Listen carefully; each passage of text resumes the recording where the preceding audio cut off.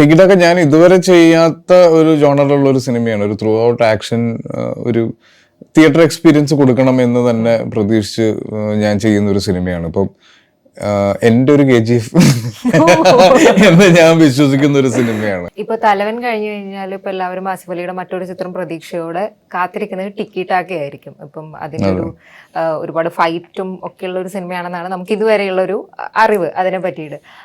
അപ്പം ആസിഫ് അലിയും അങ്ങനെ ഇപ്പൊ നമ്മൾ റീഇൻട്രൊഡ്യൂസിങ് ഫാഫയൊക്കെ ഉണ്ടായിരുന്നല്ലോ ബേസിൽ, അതേപോലെ ആസിഫ് അലീനെ ഒരു അങ്ങനെ ഒരു മാസ് ഹീറോ പരിവേഷത്തിൽ, ഈവൻ ഇപ്പം മാസിന്റെ മീനിങ് ഒക്കെ ഒരുപാട് മാറി. സോ ബട്ട് സ്റ്റിൽ അപ്പം അങ്ങനത്തെ ഒരു ഇതിലൊക്കെ കാണാൻ പറ്റുന്ന ഒരു ചിത്രമായിരിക്കും ടിക്കറ്റൊക്കെ. എന്താണ് ആസിഫിന്റെ പ്രതീക്ഷകൾ?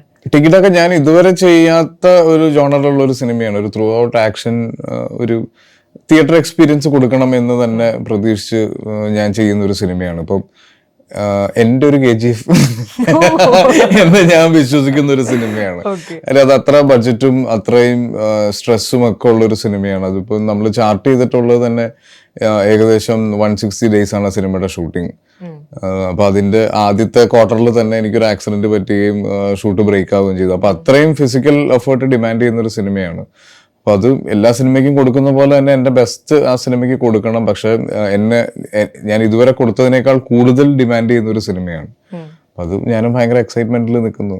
ഓക്കെ, ഇപ്പോൾ ഇതിനകത്ത് നിങ്ങൾ ഒരുപാട് കോമ്പിനേഷൻ സീൻസ് വർക്കൗട്ട് ചെയ്യുന്നുണ്ടാവുമല്ലോ, അപ്പോൾ പലതരത്തിലുള്ളത്. അപ്പം ഡയറക്ടർ ഒരു നിർദ്ദേശം തരുന്നു, പക്ഷേ നിങ്ങളുടെ രണ്ടുപേരുടെ ഒരു എക്സ്പീരിയൻസും ഒക്കെ വെച്ചിട്ട് നിങ്ങളൊരു ക്രിയേറ്റീവ് ഡിസ്കഷനൊക്കെ നടത്തുന്നുണ്ടാവില്ല ഇപ്പോൾ ഈ സീനിന് മുൻപ്.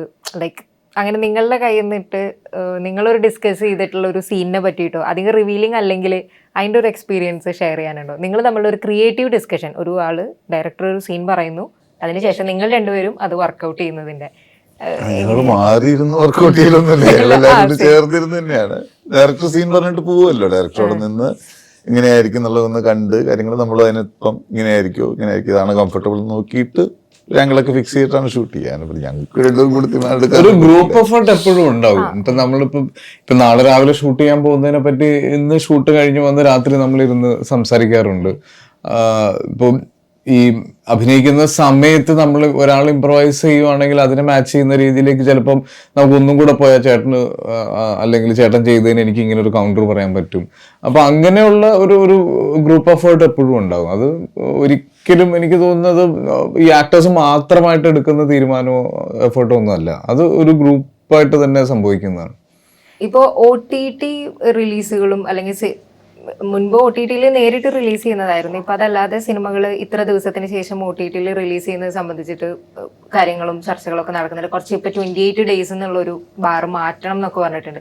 സിനിമാക്കാരെന്നുള്ള നിലയ്ക്ക് ലൈക്ക് പല ഫീൽഡ് കൈകാര്യം ചെയ്യുന്നവർ എന്നുള്ള നിലയ്ക്ക് നിങ്ങളുടെ ഒരു കൺവിക്ഷൻ എന്താണ് അതിനകത്ത്? ലൈക്ക് OTT നമ്മളൊരു പടം കൊടുക്കുമ്പം ഈ തിയേറ്ററിൽ ഹൗസ്ഫുള്ളായിട്ട് ഓടുന്ന ഒരു സിനിമയാണെങ്കിൽ അതിൻ്റെ നിബന്ധനകളും കാര്യങ്ങളൊക്കെ മാറ്റേണ്ടതുണ്ടെന്നാണോ? എന്താണ് പ്രൊഡ്യൂസറിന് തന്നെ ആദ്യം പറയാം. ഇല്ല, ഇതെന്താ അറിയോ, ഞാനിത് കഴിഞ്ഞ ദിവസം പറഞ്ഞിരുന്നു, നമ്മളിവിടെ വലിയ സിനിമകൾ തിയേറ്ററിൽ വർക്കൗട്ട് ആവുന്ന തരത്തിലുള്ള വലിയ സിനിമകൾക്ക് വേണ്ടിയിട്ടുള്ള ശ്രമങ്ങൾ നടത്തുന്നുണ്ട്. അപ്പം അത്തരം വലിയ സിനിമകൾ പുൾ ഓഫ് ചെയ്യണമെങ്കിൽ ഉറപ്പായിട്ടും അത്തരം സപ്പോർട്ടുകൾ നമുക്ക് ഉണ്ടായേ പറ്റുള്ളൂ.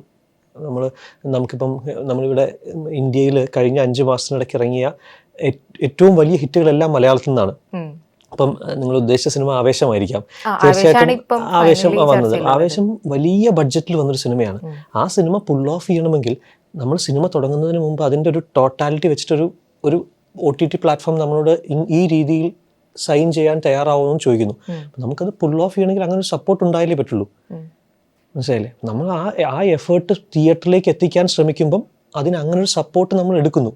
അതല്ലാതെ നമുക്ക് അങ്ങനെ പുൾ ഓഫ് ചെയ്യാൻ പറ്റില്ല മലയാളത്തിൽ നിന്ന്. അപ്പം നമ്മൾ ആ ദിവസത്തിനുള്ളിൽ തിയേറ്റർ എക്സ്പീരിയൻസ് ചെയ്യേണ്ട സിനിമയാകുമ്പോൾ നമ്മൾ കാണുക എന്നുള്ളൊരു പോയിന്റാണ് അവിടെ നിൽക്കുന്നത്. അല്ലാതെ അതിനെ ഒഴിവാക്കിക്കൊണ്ട് നമുക്ക് സിനിമ മുന്നോട്ട് സഞ്ചരിക്കാൻ പറ്റില്ല. പണ്ട് കാലത്ത് സാറ്റലൈറ്റ് ഉണ്ടായിരുന്നു, ആ സമയത്തും ഇത്തരം ചോദ്യങ്ങൾ ഉണ്ടായിരുന്നു. അപ്പം അവർ തരുന്ന ഒരു എമൗണ്ട് ഉണ്ട്, അത് നമ്മളെ സിനിമയ്ക്ക് വേണ്ടി ഉപയോഗിക്കുകയാണ്. നമ്മൾ സിനിമ നന്നാക്കാനും അതിന് വേണ്ടിയിട്ട് ഇൻവെസ്റ്റ് ചെയ്യാനും തന്നെയാണ് ആ പണം ഉപയോഗിക്കുന്നത്. തീർച്ചയായിട്ടും അത്തരം സപ്പോർട്ടുകൾ ഇല്ലാതെ നമുക്ക് സിനിമയ്ക്ക് മുന്നോട്ട് പോകാൻ പറ്റില്ല.